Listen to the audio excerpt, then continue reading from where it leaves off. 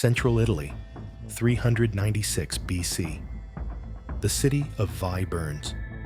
Roman soldiers pour through the gates, looting temples, slaughtering defenders, dragging citizens into slavery. This isn't just another conquest. This is the beginning of the end. For a civilization that had dominated Italy for over 1,000 years.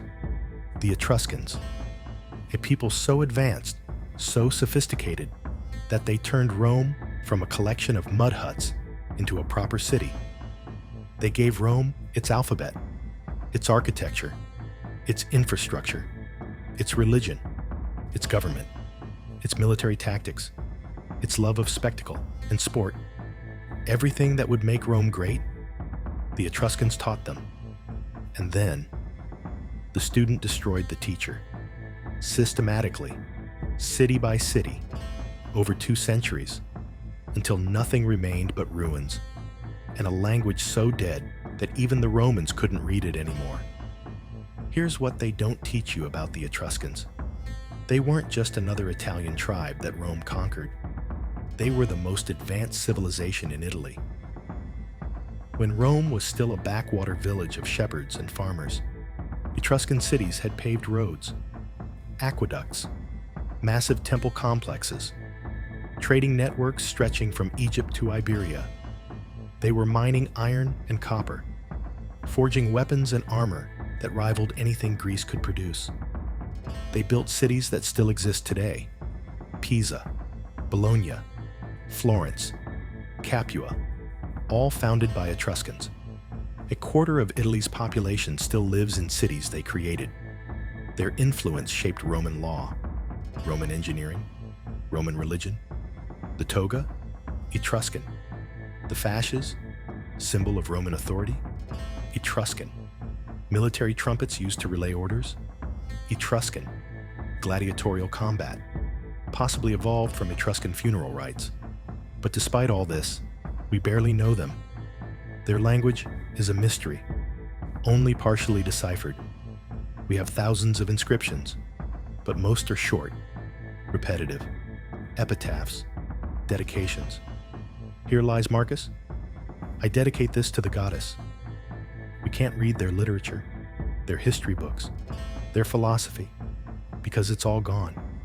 We don't even know where they came from. Herodotus said they migrated from Anatolia. Others claimed they were sea peoples who caused the Bronze Age collapse. Modern genetics suggests they were indigenous, Italy's original inhabitants, predating the Indo-European migrations that brought Greeks, Celts, and Italic tribes. Their language proves it: Greek, Latin, Celtic, all Indo-European. The Etruscan language, completely unrelated, an isolate, like Basque in Spain, a remnant of Europe's pre-Indo-European past. And then there's their society. Etruscan women dined with men, drank wine publicly, owned property, inherited wealth, served as priestesses with real political power. The Greeks and Romans were scandalized, called them promiscuous, decadent, spoiled, because their women had rights. The Romans conquered them, absorbed them, erased their language, but they never forgot what they owed them. Emperor Claudius, ruling 400 years after the last Etruscan city fell, wrote a 20-volume history of the Etruscans, now lost, because even Romans understood. Everything they were, the Etruscans built the foundation. I'm the ancientologist, and I spend my time uncovering the parts of history they don't teach in school. Hit that subscribe button and ring the notification bell. Because what you're about to hear isn't Roman propaganda. It's the real story of the civilization that built the template for Western civilization, then vanished, leaving behind only ruins, mysterious inscriptions, and the shadow of their influence on everything Rome would become. This is the story of the Etruscans. They taught Rome everything, then disappeared. 1. The mystery. Who were they really? Let's start with the biggest question. Where did the Etruscans come from? because this debate has raged for 2,500 years, and we still don't have a definitive answer. Herodotus, writing in the 5th century BC, claimed they were migrants from Lydia in Anatolia, modern Turkey. He said, "A famine struck Lydia, and half the population sailed west, eventually settling in Italy." And there's some evidence supporting this. Etruscan culture shares striking similarities with Near Eastern civilizations. Their art, their burial practices, their religious iconography all show Eastern influence. But there are problems. If they came by sea, why are there no Etruscan settlements along the coast? They're all inland, on hilltops, plateaus, defensive positions. And if they were newcomers, why did they use the Greek alphabet instead of bringing their own writing system? Modern genetics adds another layer. DNA studies show that Etruscan ancestors and prehistoric Anatolian populations split thousands of years before Etruscan civilization emerged, during the Neolithic, not the Iron Age. So if there was a migration from Anatolia, it happened way earlier than Herodotus suggested. Dionysius of Halicarnassus, writing in the 1st century BC, argued the opposite, that Etruscans were indigenous to Italy. For centuries, scholars dismissed this as fiction. Political flattery aimed at Augustus, whose family claimed Etruscan ancestry. But modern archaeology increasingly supports it. There's clear cultural continuity between the Etruscans and the earlier Villanovan culture of the Iron Age.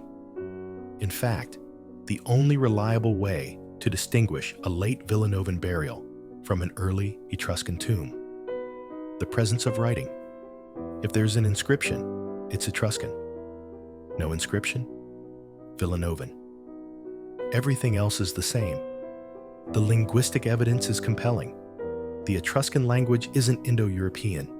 It's not related to Greek, Latin, Celtic, or any other language family we know. It's an isolate, which means it was probably spoken in Italy long before Indo-European peoples arrived. Even the names of major Etruscan cities aren't Etruscan. Nippur, Lagash. These were already settlements before Etruscan speakers showed up. River names, lake names, farming terms, all borrowed from earlier languages.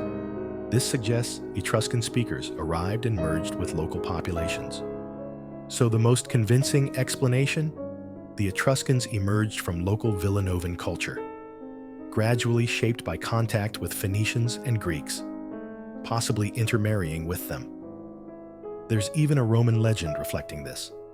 King Tarquinius Priscus, one of Rome's early monarchs, was said to be half Etruscan, half Greek.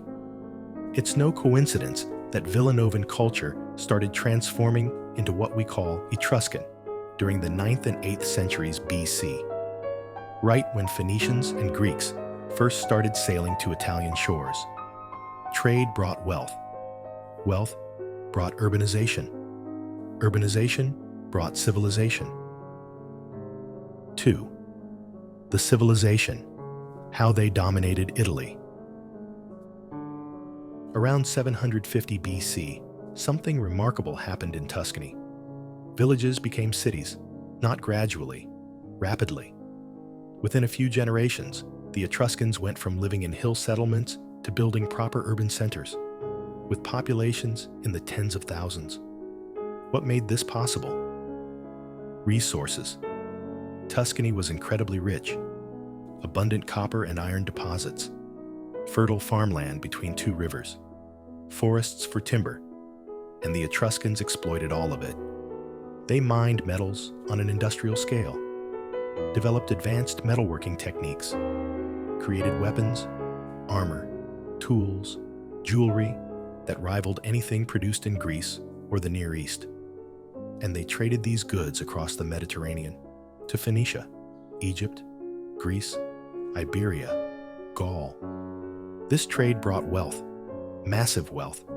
Etruscan tombs are filled with luxury goods, gold jewelry, silver vessels, imported Greek pottery, Phoenician glass, Egyptian scarabs. The elite lived like kings. and with wealth came urbanization. By 600 BC, Etruscan cities were the most advanced in Italy. They built with stone, not just mud brick, created paved roads, sophisticated drainage systems, aqueducts bringing fresh water from miles away, massive temple complexes, public spaces designed for gathering and spectacle. Politically, the Etruscans never unified. Like Greek city-states, each Etruscan city operated independently. Sometimes they cooperated. Around 600 BC, the 12 most powerful cities formed the League of 12 Peoples, a loose alliance to regulate trade and religion. But in practice, each city remained autonomous, often competing, sometimes warring with each other. Originally, cities were ruled by kings, but between the 5th and 4th centuries BC, the Etruscans overthrew their monarchs, established oligarchic republics, governments run by councils of aristocrats. This wasn't uniform. Some cities kept their kings longer, but the trend was toward republican government. Sound familiar? The Romans did the same thing in 509 BC, probably copying the Etruscans. Etruscan society was stratified. At the top, a warrior aristocracy. Elite families who owned land, controlled trade, dominated politics. Below them, craftsmen, merchants, farmers. At the bottom, slaves, captured in war or born into servitude. But there was social mobility. A talented artisan could gain wealth. A clever merchant could rise. Education and skill mattered, not just birth.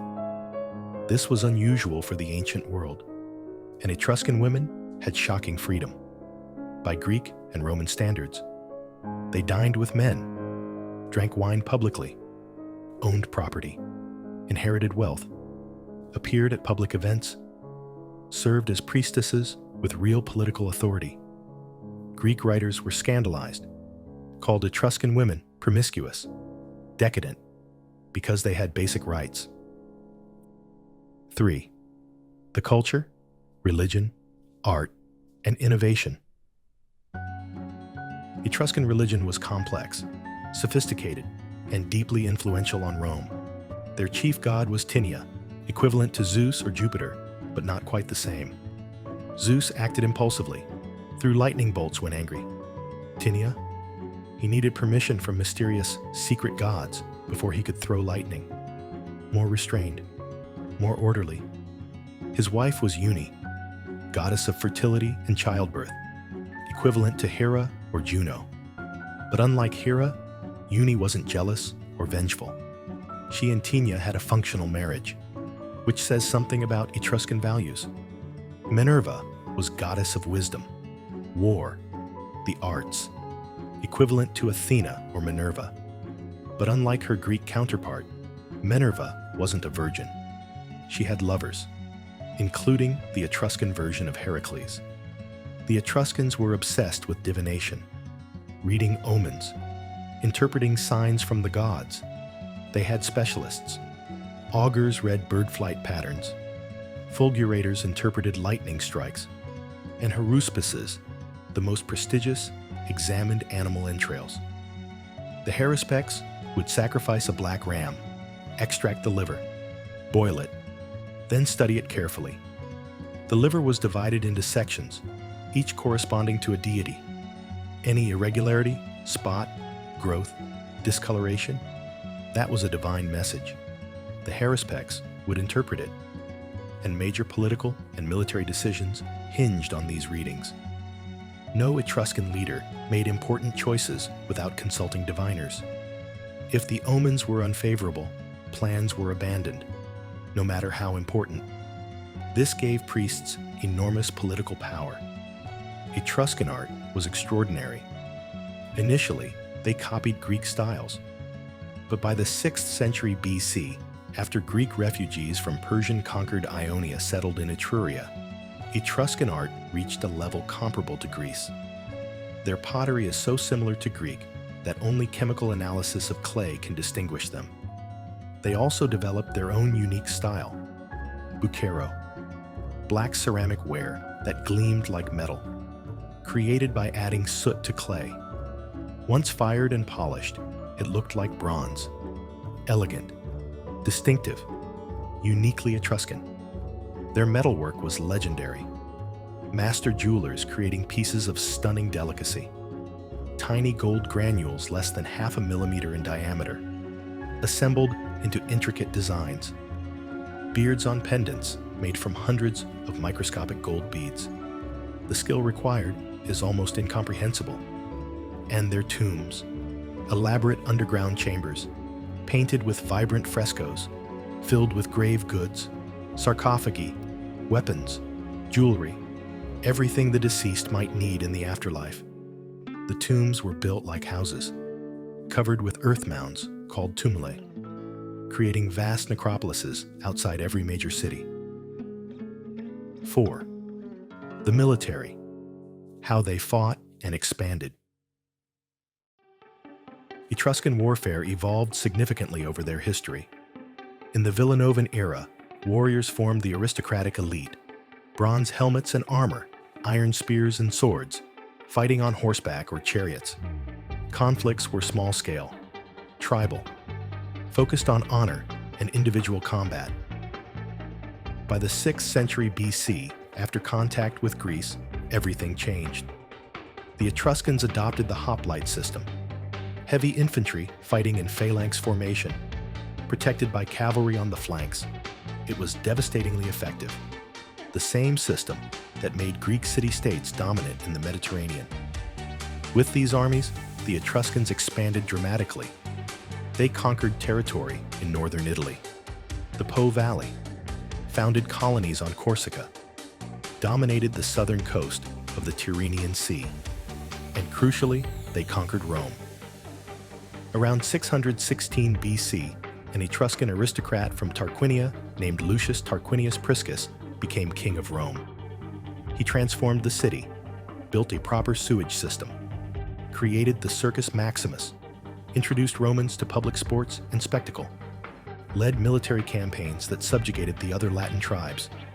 His dynasty lasted 3 generations, until 509 BC, when his grandson, Tarquinius Superbus, was overthrown, ending the Roman kingdom, creating the Roman Republic. But by then, the damage was done. The Etruscans had given Rome everything it needed to become great. The Etruscans were also naval powers, feared pirates. They invented the naval ram, a bronze projection mounted on ship prows. Their pentaconters, fast warships rowed by 50 men, dominated Italy's western coast. By the 7th century BC, Greek and Phoenician ships avoided sailing beyond Sicily and Sardinia. Etruscan waters were too dangerous. 5. The fall, how Rome destroyed them. The beginning of the end came in 509 BC, when Rome overthrew Tarquinius Superbus. The Etruscans tried to retake the city, failed. Rome started expanding, slowly at first, then faster. In 474 BC, the Greeks struck back. At the Battle of Cumae, the fleet of Syracuse defeated combined Carthaginian and Etruscan navies. The Etruscans lost control of Mediterranean trade. Their wealth started declining. Then in 396 BC came the catastrophe. After a century of border warfare, Rome captured Veii, the largest city in Europe at the time. Population 400,000. Rome sacked it, killed or enslaved everyone, destroyed the city so thoroughly that it was never rebuilt. And the other Etruscan cities? They did nothing. Many saw Veii as a rival, were glad it was gone. They didn't understand. Rome wasn't going to stop. This was just the beginning. In 387 BC, Gauls invaded from the north, swept through Etruria, sacked Rome, left chaos in their wake. The entire 4th century BC was constant warfare. Romans expanding north, Gauls raiding south. Etruscan cities caught between, fighting each other, fighting invaders, never uniting. By the end of the 4th century, The Etruscans finally tried to form a military alliance. Too late. Rome was already too powerful. City after city fell. By the beginning of the 3rd century BC, most Etruscan cities were Roman client states. The final united resistance came in 298 BC, during the Third Samnite War. The Etruscans allied with Gauls and Samnites, a massive coalition. It failed. Rome crushed them. In 264 BC, the last independent Etruscan city, Volsini, fell. Etruscan independence was over, after 1,500 years of dominance. But the Etruscans didn't disappear immediately. They lived under Roman rule for centuries, kept their language, their culture, their identity. Then came the social war of 90 BC. Rome granted all Italian allies full citizenship. The Etruscans were absorbed. Within a generation, they were speaking Latin, adopting Roman customs. By 30 AD, the Etruscan language was dead. Nobody spoke it anymore. Even fewer could read it. One final appearance. In 410 AD, as Alaric and his Goths besieged Rome, the desperate city turned to the last Etruscan haruspices, begging them to read the omens, to tell them how to save Rome. The haruspices examined the entrails and gave his verdict. Rome will fall, and Rome fell. What do you think? Should the Etruscans be remembered as Rome's teachers or Rome's victims? Drop your theory in the comments. I'll see you in the next one.